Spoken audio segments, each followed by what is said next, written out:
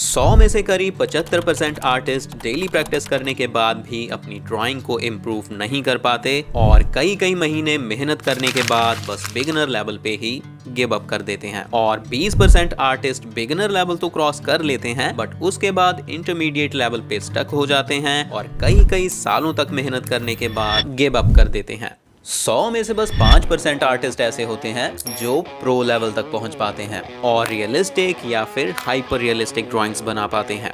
But ये 5% artist कोई God gifted या फिर ज्यादा टैलेंटेड नहीं होते, बल्कि वो सालों साल फालतू की प्रैक्टिस करने की जगह स्टार्टिंग में ही बस इन 5 गलतियों को सुधार लेते हैं। और इस वीडियो में मैं आपको बताऊंगा कि ये 5 गलतियां कौन सी हैं और आप इन गलतियों को कैसे सुधार सकते हो। तो चलो शुरू करते हैं। बट उससे पहले अगर आप चैनल पे नए आए हो तो चैनल को सब्सक्राइब कर लो और अगर आप मुझसे पहली बार मिल रहे हो तो हाय गाइस, मेरा नाम है Aman and I do portrait drawing. Mistake number 1, normal graphite pencils का सेट इस तरह का मिलता है और ज्यादातर आर्टिस्ट का ये सेट कई महीने या फिर कई साल प्रैक्टिस करने के बाद ऐसा नजर आता है। अब इसमें कुछ नोटिस किया, यही सबसे बड़ी गलती है। 75% आर्टिस्ट पूरे सेट में से बस 2 या 3 पेंसिल्स ही यूज करते हैं। जैसे कि आमतौर पे एक नॉर्मल ग्रेफाइट पेंसिल्स के सेट में HB से लेके 10B ग्रेड तक की पेंसिल्स होती हैं। HB, 2B, 4B, 6B, 8B और 10B पेंसिल्स। बट ज्यादातर आर्टिस्ट इसमें से लाइट पार्ट को ड्रॉ करने के लिए HB ग्रेड की पेंसिल और डार्क पार्ट्स को ड्रॉ करने के लिए 10B या फिर 8B पेंसिल्स को ही यूज करते हैं और उनकी बाकी की पेंसिल्स सालों साल ऐसे ही पड़ी रहती हैं। और यही रीजन है कि उनकी ड्राइंग रियलिस्टिक नहीं बन पाती, बिकॉज वो अपनी ड्राइंग में अलग वैल्यूज को सही से क्रिएट कर ही नहीं पाते। बट उनको लगता है कि शायद उनके पास ड्राइंग टूल्स कम हैं, इसलिए उनकी ड्राइंग इंप्रूव नहीं हो पा रही और फिर वो ब्लेंडिंग टूल्स, हाईलाइटिंग टूल्स, ये वो पता नहीं क्या बाय कर लेते हैं। बट इतने सारे टूल्स बाय करने के बाद भी उनकी ड्राइंग इंप्रूव नहीं हो पाती और रीजन वही होता है जो सबसे इंपॉर्टेंट टूल मतलब अलग ग्रेड्स की पेंसिल्स उनके पास ऑलरेडी पड़ी हैं, वो उनको सही से यूज करते ही नहीं हैं। देखो, अलग ग्रेड्स की पेंसिल्स अगर बनाई गई हैं तो उनका कोई पर्पस तो होगा ही ना। Let me explain. अलग ग्रेड्स की पेंसिल्स ड्राइंग में अलग वैल्यूज को ऐड करने के लिए होती हैं और अगर हमें अपनी ड्राइंग को इम्प्रूव करना है और रियलिस्टिक बनाना है तो हमें इन सारी अलग ग्रेड्स वाली पेंसिल्स को यूज करके अलग वैल्यूज को क्रिएट करना ही पड़ेगा। HB और 2B पेंसिल्स को लाइट वैल्यूज के लिए, 4B और 6B पेंसिल्स को मिड वैल्यूज के लिए और 8B और 10B ग्रेड की पेंसिल्स को डार्क वैल्यूज के लिए यूज करना पड़ेगा। तो अगर आपको भी प्रो लेवल तक पहुंचना है तो अपनी सारी अलग ग्रेड्स वाली पेंसिल्स को आज से ही यूज करना स्टार्ट कर दो। मिस्टेक नंबर 2, ये एक ऐसी गलती है जो सबसे बड़ा रीजन होता है 75% आर्टिस्ट के बिगिनर लेवल पे ही गिव अप करने का। देखो, स्टार्टिंग में जब ज्यादातर लोग रियलिस्टिक ड्राइंग सीखना स्टार्ट करते हैं तो उनकी एक्सपेक्टेशंस बहुत हाई होती हैं। उनको लगता है कि बस जल्दी से प्रो आर्टिस्ट की तरह रियलिस्टिक और हाइपर रियलिस्टिक ड्राइंग्स बनाना सीख लें और इसके लिए फिर वो प्रो आर्टिस्ट की टेक्निक्स को या स्टाइल को ब्लाइंडली कॉपी करने की कोशिश करने लगते हैं। जैसे कि उनको लगता है कि ब्लेंड करने से ही ड्राइंग रियलिस्टिक बनती है, तो वो स्टार्टिंग में ही ब्लेंडिंग टेक्निक की प्रैक्टिस करने लगते हैं। फिर उनको लगता है कि पोर्ट्रेट ड्राइंग्स में बस स्किन टेक्सचर को ड्रॉ करके ही ड्राइंग को रियलिस्टिक बनाया जा सकता है, तो वो स्टार्टिंग में ही स्किन टेक्सचर को ड्रॉ करना सीखने बैठ जाते हैं और फिर जैसे ही वो इन दोनों टेक्निक्स को सीखने में फेल होते हैं तभी वो बस गिव अप कर देते हैं। हालांकि इन टेक्निक्स को सीखना गलत नहीं है, बट इनको स्टार्टिंग में ही सीखने बैठ जाना गलत है। आप इन प्रो टेक्निक्स को तब तक अच्छे से नहीं सीख सकते जब तक आप रियलिस्टिक ड्राइंग के बेसिक्स को अच्छे से नहीं सीख लेते। जैसे कि अगर आपको ऊपर तक जाना है तो आपको सीढ़ी के डंडों को एक करके ही चढ़ना होगा। अगर आप सीधा ही सीढ़ी के आखिरी डंडे पे पैर रख के ऊपर चढ़ने की कोशिश करोगे तो आप पक्का गिरोगे ही गिरोगे। इसी तरह से अगर आपको रियलिस्टिक ड्राइंग सीखनी है तो आपको स्टेप बाय स्टेप ही सीखनी होगी।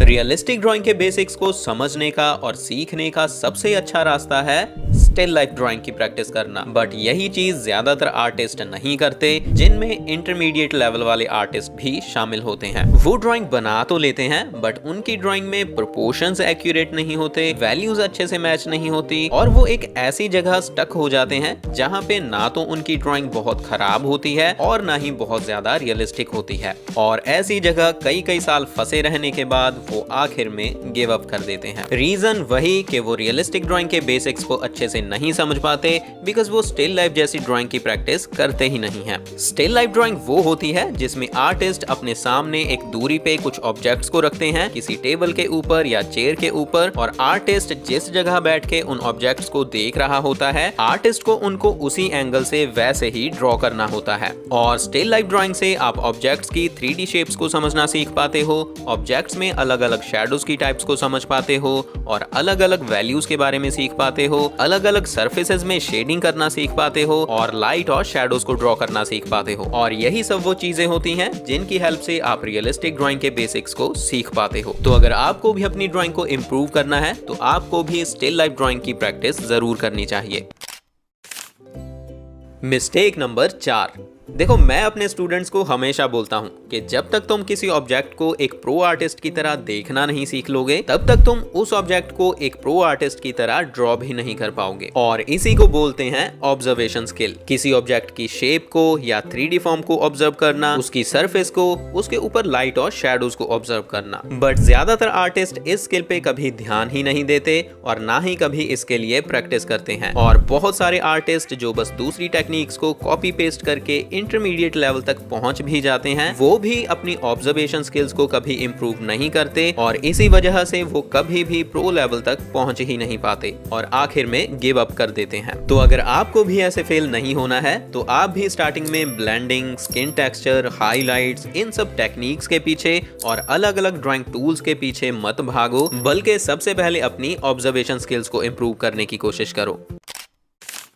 Mistake number 5। ये गलती सबसे ज्यादा हर्ट करती है एक नए आर्टिस्ट के कॉन्फिडेंस को और एक बड़ा रीजन बनती है उनके गिव अप करने का। और ये गलती है रॉन्ग या फिर बैड रेफरेंस फोटोज को ड्रॉ करते रहना। बैड रेफरेंस फोटोज वो होती हैं जिनमें लाइटिंग अच्छी नहीं होती, क्वालिटी लो होती है और डिटेल्स ब्लरी होती हैं। ऐसी फोटोज को ड्रॉ करके जब बिगिनर्स प्रैक्टिस करते रहते हैं तो उनका जो सबसे बड़ा नुकसान होता है वो होता है कि वो फोटो में बैड लाइटिंग की वजह से डेप्थ को अच्छे से नहीं समझ पाते और ना ही अपनी ड्राइंग में डेप्थ को क्रिएट कर पाते हैं। और इसी वजह से वो कभी ये भी नहीं सीख पाते कि कहां पे कौन सी ग्रेड की पेंसिल के साथ शेडिंग करनी है, इसीलिए वो हमेशा बस 2 या 3 पेंसिल्स को ही यूज करते रहते हैं। चलो इसको थोड़ा आसान शब्दों में समझाता हूँ। देखो, एक अच्छी रेफरेंस फोटो में लाइटिंग अच्छी होती है जिसकी वजह से फेस पे अच्छी लाइट के साथ साथ अच्छी शैडोज भी होती हैं और ऐसी फोटोज में शैडोज की वजह से अलग अलग पार्ट्स में डेप्थ क्लियरली नजर आ रही होती है और जब हमको शैडोज नजर आती हैं फिर हम उनको अपनी ड्राइंग में क्रिएट करने की कोशिश भी करते हैं और धीरे धीरे हम डेप्थ को क्रिएट करना सीख लेते हैं। तो अगर आपको अपनी ड्राइंग इंप्रूव करनी है तो आपको अच्छी रेफरेंस फोटो चूज करनी होगी। और फाइनली अगर आप बस इन 5 गलतियों को सुधार लो, बिलीव मी, आप अगले 6 महीनों में इतनी इंप्रूवमेंट कर लोगे जितनी आपने पिछले 2-3 साल में नहीं की होगी। बाकी अगर आप और इंपॉर्टेंट शेडिंग टिप्स वाली वीडियोस देखना चाहते हो तो लेफ्ट प्लेलिस्ट पे टैप करो और अगर आप रियलिस्टिक ड्राइंग को बेसिक से एडवांस लेवल तक सीखना चाहते हो तो राइट प्लेलिस्ट पे टैप करो। और अब हम मिलते हैं किसी और वीडियो में, तब तक के लिए कीप ट्राइंग, कीप लर्निंग।